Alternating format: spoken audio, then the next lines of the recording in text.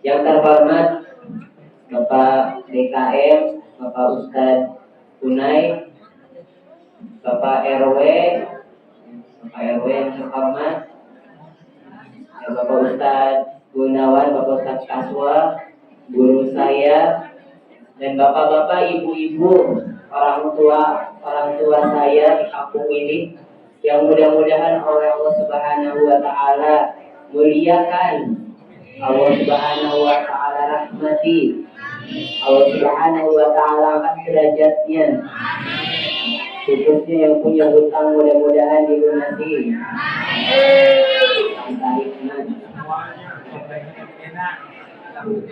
Semuanya mudah-mudahan setelah dilunasi gak ngutang lagi.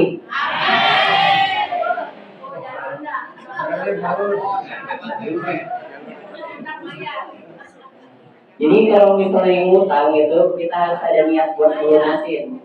Terus ada niat juga setelah ngutang, jangan ngutang lagi. Kapuan. Karena harus hati-hati Bu, Pak. Karena utang itu nanti bakal dibawa nanti. Mending ahli warisnya ingat gitu, mau bayarin utangnya. Kalau nggak ingat gimana? Nanti ditagihnya di akhirat, wajib ya Bu. Mending di dunia ya. Nah, hati-hati lihat umur. Mudah-mudahan panjang umur, sehat walafiat, khususnya dalam taat kepada Allah Subhanahu wa Ta'ala. Karena percuma panjang umur tapi dalam maksiat. Karena Rasulullah SAW bersabda, "Khairun nas man tala umruhu wa hasuna amaluhu, wa syarrun nas man qala umruhu wa sa'a amaluhu." Sebaik-baiknya manusia itu panjang umurnya dan baik amalnya. Jadi yang baik itu panjang umur, baik amal. Terus yang paling buruk orang panjang umur, jelek amal. Makanya percuma kalau umurnya panjang tetapi maksiat. Udah tua bau tanah tapi masih maksiat, masih zina, masih mabuk, percuma itu. Mending mati aja waktu mudanya.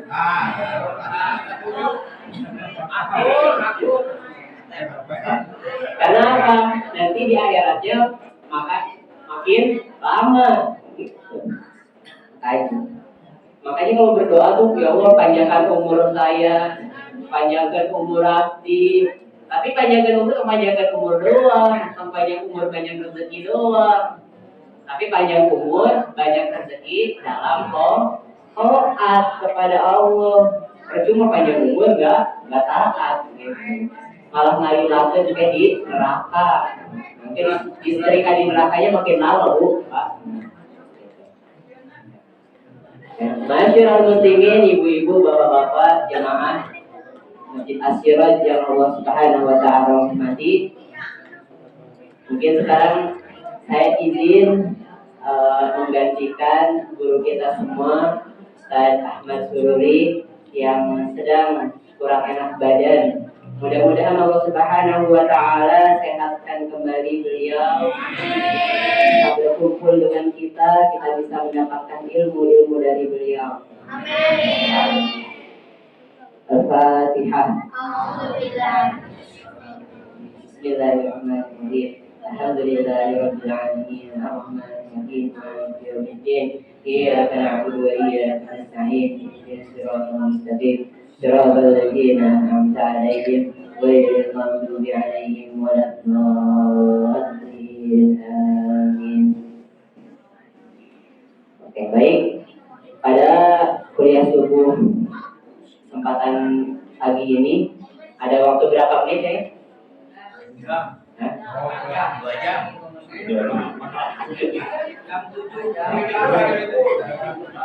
Sebelumnya secukupnya ya, SPJ ya, singkat padat jelas. Jam 6.15 Insya Allah. Oke. Sebelumnya nih, Fitra, saya mau nanya ke bapak-bapak, ibu-ibu. Masih ingat Uwais Al-Qarni? Masih. Ya, karena kemarin dengar dari emak, dari mama, diulang 3 kali. Untung kita ke bagian yang pertama. Jadi serius. Terus kemarinnya Ustaz Syafi'i dengar. Terakhir Abi ya, satu. Nah, bisi bosen. Masih ingat Uwais Al-Qarni? Kita mah diulang lagi nih. Siapa Uwais Al-Qarni? Yang dirindukan oleh malaikat. Kenapa? Karena solehnya apa? Bagus. Masih ingat materi setahun kemarin diulang 3 kali, alhamdulillah 1 tahun. Jadi nggak barho. Biasanya kalau yang sekali-sekali itu barho. Kemarin diulang 3 kali, alhamdulillah. Ini mah ngulangin aja murojaah, hitung-hitung. Karena apa? Dalam kitab Ta'lim kata Syekh Zarnuzi, man lam yakun ta'zimuhu ba'da alfi maratin kata'zimihi fi awwali maratin laisa bi ahli ilmi. Siapa yang menjadikan pengagungan, penghormatannya kepada ilmu itu setelah 1000 kali seperti dia menghormati ilmu ketika pertama kali mendengarkan, maka dia bukan ahli ilmu. Jadi Bu, Pak, misalnya kita udah mendengar ilmu nih 1 kali, kayak kemarin Uwais Al-Qarni baru 1 kali, oh iya tahu. Besoknya diulang lagi, oh ini kemarin nggak tahu. 3 kali, oh kemarin sampai 1000 kali. Yuk, materi deh, bosan cenah, anggap balik cenah. Itu bukan dikatakan ahli ilmu. Ya tetap kita harus mengagungkan, menghormati ilmu yang walaupun udah disampaikan berulang-ulang kali, itu harus kita hormati seperti kita pertama mendengarkan ilmu tersebut. Karena kalau tidak, maka kita bukan dikatakan ahli ilmu. Ketika kita menjadikan ilmu yang telah kita dengarkan seperti pertama kali, kita termasuk ahli ilmu. Bahkan Allah Subhanahu wa Ta'ala dalam Al-Quran menerangkan bahwasanya orang yang ahli ilmu itu diangkat derajatnya lebih tinggi dari orang-orang lain.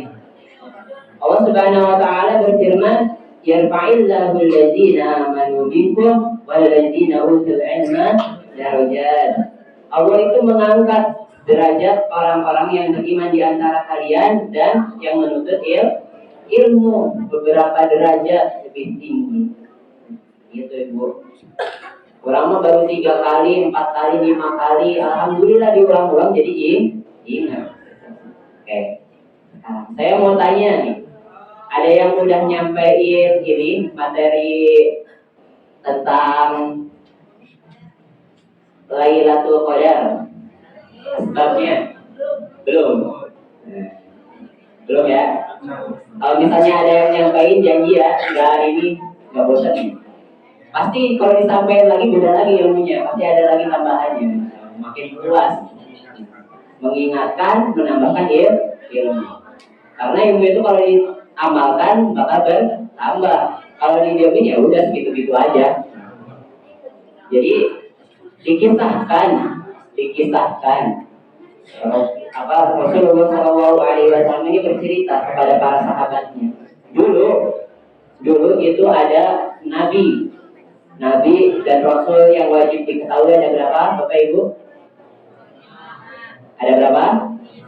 25. Coba Dax, sebutin Dax. Ayo. Anak-anak bebel jangan ikutan. Anak-anak ini. Ayo, anak-anak sebutin. Ayo. Apa enggak?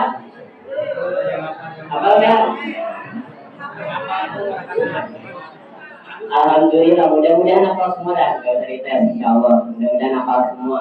Yakin, karena dulu zaman saya gitu ya, tanyain tuh teteh-tetehnya yang di belakang. Umuran kalian pasti udah hafal Nabi dan Rasul itu 25, insya Allah. Nah, piraku teuing sekarang nggak hafal. Jadi Nabi dan Rasul yang wajib diketahui itu ada berapa? 25. Ada Nabi dan Rasul yang nggak wajib diketahui.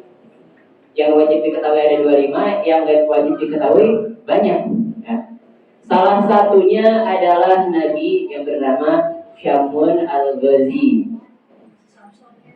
Samson. Dalam bahasa Ibrani disebutkan tadi kata Buya, kata Maya itu Nabi Samson. Ada juga yang menyebutkan Nabi Simson. Tapi dalam bahasa Arab itu sebutnya Syamun. Nabi Syamun al-Ghazi ini terkenal kuat. Bahkan Rasulullah SAW menceritakan Nabi Syamun ini nanti ketika dia akhir zaman, banyak nabi yang masuk surga itu di belakangnya banyak pengikut. Tapi ini ada satu nabi yang nggak ada pengikut. Nabi Syamun al-Ghazi ini terkenal sangat kuat. Mukjizatnya itu adalah kekuatannya. Sampai rambutnya itu nggak bisa digunting sama gunting biasa. Pada suatu ketika, sejaman dengan Nabi Syamun itu ada raja yang zalim. Pengen membunuh Nabi Syamun ini karena dia benci dengan dakwahnya. Akhirnya raja ini mensiasatinya dengan menyuruh istrinya diiming-imingi dengan harta kekayaan, dengan tahta. Makanya Pak, Bu, Bapak-bapak nih, misalnya kalau ada istri-istrinya yang membangkang, istri-istrinya yang gak nurut, jangan aneh. Nabi-nabi zaman dulu juga ada nggak? Ibu-ibunya jangan aneh. Ada apa gitu?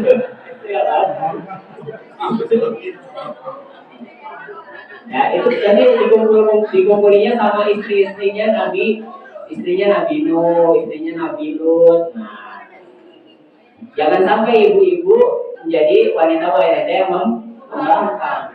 Yang harus dicontoh itu siapa? Istrinya Fir'aun baik. Istrinya Sayyidina Ali, istrinya Nabi Muhammad SAW. Tapi kalau misalnya membangkang ya itu sifatnya wanita. Kita yang harus sabar untuk membimbingnya.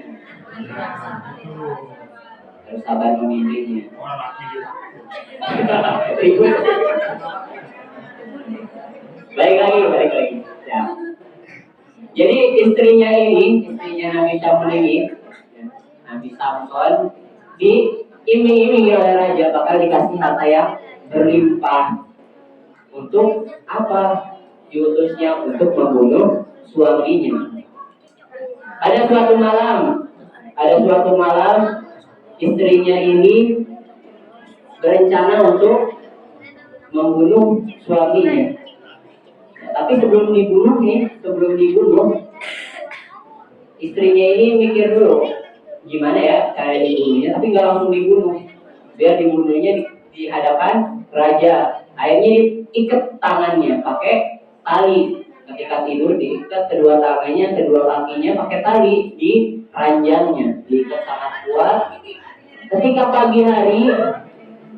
pagi hari Nabi Syamun ini bisa melepaskan ikatannya dengan mudah, cuma didudukin. Kalau kita mah kayak ngeduduk benang lah. Terus istrinya ini laporan lagi ke raja yang zalim. Raja, saya nggak bisa ikat suami saya. Pagi-pagi dia udah lepas lagi, saking kuatnya. Akhirnya ini pakai rantai besi,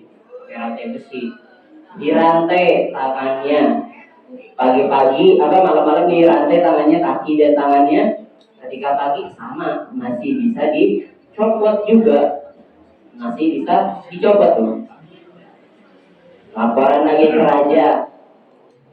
Akhirnya kata raja, coba kamu tanyain ke suami kamu, apa sih kelemahannya dia?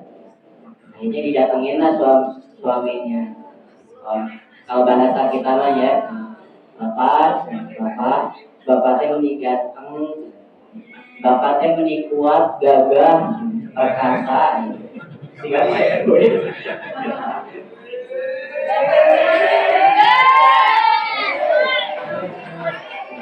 Aduh. Sorry ya. Itu belum turun ya. Nah, dan bapak menik kuat sih, apa sih rahasianya? Terus apa sih kelemahan bapak? Oh, yang kelemahan saya itu rambut saya. Rambut saya nggak bakal lepas. Kalau misalnya diikat kayak kemarin pakai tali masih lepas, pakai rantai masih lepas gampang. Kalau misalnya diikat pakai rambut nggak bakal berputing, saya nggak bakal bisa lepas. Akhirnya malam-malam ya, istrinya Nabi Samun ini menggunting rambutnya Nabi Samun. Setelah ya, jangan bayangin rambutnya Batam ya, pendek gitu, rambutnya panjang. Rambutnya apa?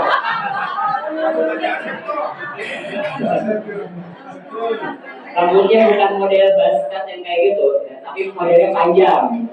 Makanya bisa diiketin, jabrik, digunting, tangan dan kakinya diikat. Akhirnya setelah diikat pagi-pagi, gak bisa dilepasin. Istrinya ini malah ketawa. Kata Nabi Syamun, baik istriku, lepaskan aku. Kamu kan sudah aku beritahu kelemahanku. Oh tidak, akan ada pengawal raja yang akan membawamu. Nah, ini datang pengawal raja, dibawa ke hadapan raja. Disiksa Nabi Syamun. Nah, tangannya dicabik-cabik oleh pedang, matanya dicolok dari wajah sampai buta kedua matanya. Akhirnya Nabi Syamun di situ berdoa kepada Allah Subhanahu wa taala untuk meminta pertolongan, dan doanya pun dikabulkan. Allah Subhanahu wa taala menurunkan pertolongan.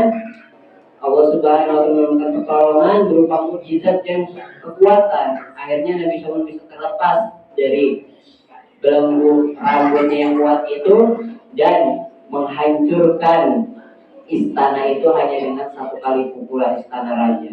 Akhirnya ya, orang-orang yang zalim, pengikut-pengikut raja, bahkan istrinya yang ada di istana tersebut terkubur mati habis tertimpa oleh reruntuhan istana. Setelah itu Allah Subhanahu wa taala menyembuhkan lagi kondisi Nabi Syamun al-Ghazini. Dan Nabi Syamun ini bernazar untuk beribadah, berperang fisabilillah selama 1000 bulan. Itu yang diceritakan baginda Nabi Muhammad SAW kepada para sahabatnya. Terus para sahabat Nabi yang sedang diceritakan iri dengan ibadahnya Nabi Syamun ini. Ya Rasulullah, Nabi Syamun itu bisa beribadah 1000 bulan, sungguh beruntungnya. Nah sekarang kita umat engkau ya Rasulullah, cuman umurnya paling jauh itu 60 atau 80 tahun. Makanya bapak-bapak, ibu-ibu nih yang udah 60-80 udah peringatan itu stop maksiat ya. Stop maksiat, tetapi Allah fokus ibadah. Itu umur panjang itu adalah nikmat. Makanya ketika sudah sampai tua, Allah bating, Allah tingkah.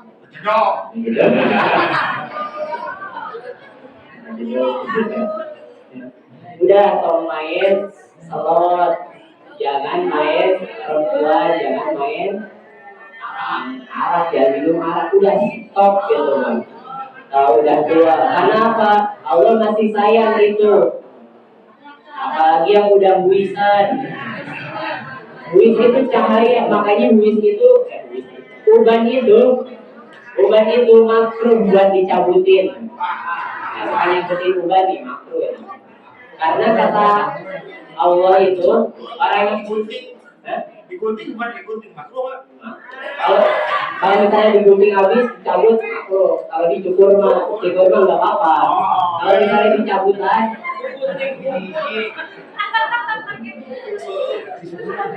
dicukur mah tenan naon, kayak dicabut tadi. Karena orang yang pertama beruban itu Nabi Ibrahim. Ketika Nabi Ibrahim beruban, Nabi Ibrahim ini minta bertanya kepada Allah, malaikat Jibril. Ya Allah, apa ini? Suatu yang putih di kepalaku, kata Allah itu apa? Itu nur bin nuri, itu cahaya dari cahayaku. Warna putih itu cahaya dari cahayaku. Sebagai pengingat engkau itu udah tua, makanya jangan banyak tingkah, jangan banyak maksiat, banyak ibadah kepada Allah. Apalagi yang rambutnya putih dicat warna hitam, nah itu mah bukan makruh lagi, haram.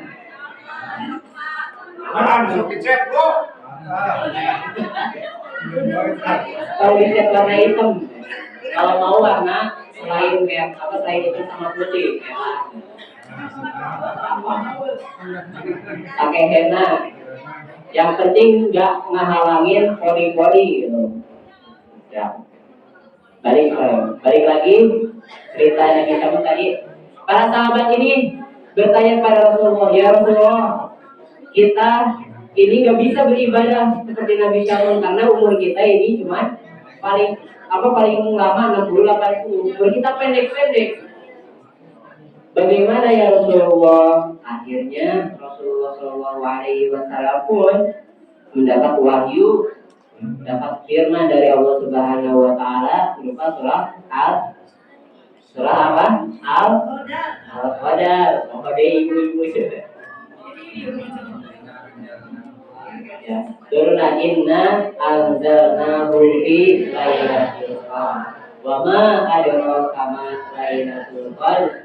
Lailatul Qadri khairun min alfi syahr.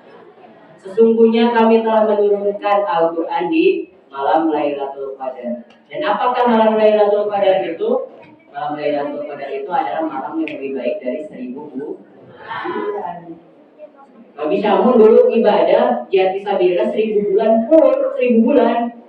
Gak ada henti-hentinya. Kita dengan berjuang, berusaha mendapatkan malam Lailatul Qadar, yang banyak riwayatnya, ada yang meriwayatkan itu di 30 hari di bulan Ramadan itu antara malam pertama sampai terakhir.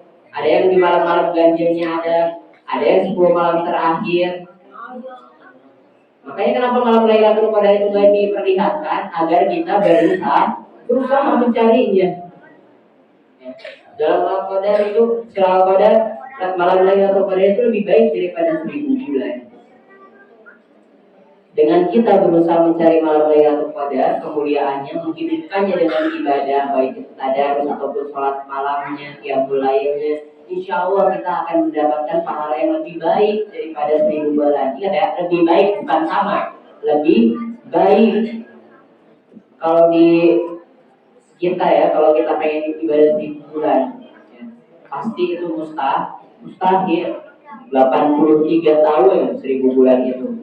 Kita misalnya hidup 60 tahun, 60 tahun ya Pak ya, belum tentu 60 tahun itu belum sama tidurnya dikurangin, sama masa kecilnya sebelum baliknya, terus apalagi nyari kerjanya, malawungnya, lupa kepada Allahnya.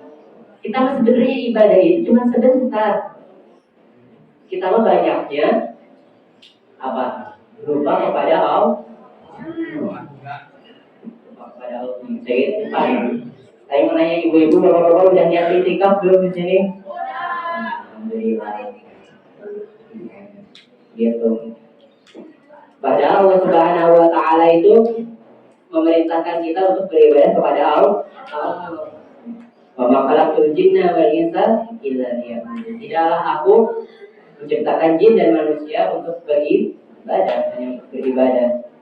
Kembali lagi, kata Rasulullah SAW, cari Lailatul Qadar, karena Lailatul Qadar itu lebih baik daripada 1000 bulan. Nah, sebab itu kita yang umurnya pendek ini cuma 60 tahun, kalau nyampe itu juga, yuk kita berjuang buat nyari kemuliaan. Bukan hanya 10 terakhir di bulan Ramadan. 10 terakhirnya itu mah udah jelas harus diperkuat ibadah kita. Harusnya ini dimulai dari awal. Jadi alhamdulillah sekarang ya anak-anak suka iktikaf di masjid malam-malam. Sampai Irma sama teman-temannya malam iktikaf di masjid. Bawa HP karena ada wifi. Alhamdulillah ada wifi. Cuma ya anak-anak kalau misalnya di sini jangan main game doang. Misalnya dengan adanya wifi di sini buka situs-situs yang baik, ya YouTube ceramah apa, jangan main game aja gitu. Mudah-mudahan kedepannya anak-anak bisa memanfaatkan fasilitas yang ada di sini. Masyaallah muslimin, bapak-bapak, ibu-ibu, jemaah Asyura. Oleh sebab itu, dengan berkah yang diturunkan, dengan rahmat yang Allah turunkan, rezeki yang Allah turunkan kepada kita selaku umat Nabi Muhammad SAW, dengan adanya Lailatul Qadar, yuk kita bareng-bareng, kita sama-sama untuk berburu mencari kemuliaan di malam Lailatul Qadar. Karena ini adalah sebuah rezeki yang gak diberikan kepada umat-umat sebelum umat Nabi Muhammad SAW. Umat zaman dahulu kalau pengen ibadah 1000 bulan ya 1000 bulan. Kalau pengen ibadah 100 tahun ya 100 tahun. Kita ya, pengen ibadah 1000 bulan aja cukup dengan Lailatul Qadar. Kita pengen mendapatkan keutamaan bumi dan isi-isinya itu cukup dengan sholat sunnah 2 rakaat qobliyah subuh. Umat Nabi Muhammad mah umurnya pendek-pendek tapi amalannya panjang-panjang. Bahkan Nabi Musa pun iri pengen Nabi Musa itu jadi umat Nabi Muhammad. Kenapa? Saking besarnya pahala umat Nabi Muhammad Shallallahu Alaihi Wasallam. Alhamdulillah bapak-bapak, ibu-ibu, mudah-mudahan ya yang saya sampaikan ini singkat, cukup singkat. Mudah-mudahan menambahkan ilmu kita semua, menambahkan ketakwaan kita semua, menambahkan semangat kita semua, khususnya untuk menghidupkan malam-malam di bulan Ramadan, sehingga kita mengejar kemuliaan malam Lailatul Qadar. Mungkin cukup sekian. Mohon maaf apabila ada kesalahan, selanjutnya mohon maaf. Yang baiknya datang dari Allah Subhanahu wa Ta'ala, dan yang kurangnya yang buruknya datang dari kebodohan diri saya sendiri. Allahumma waffiq ila aqwamit thariq, wabillahi taufiq wal hidayah. Wassalamualaikum warahmatullahi wabarakatuh.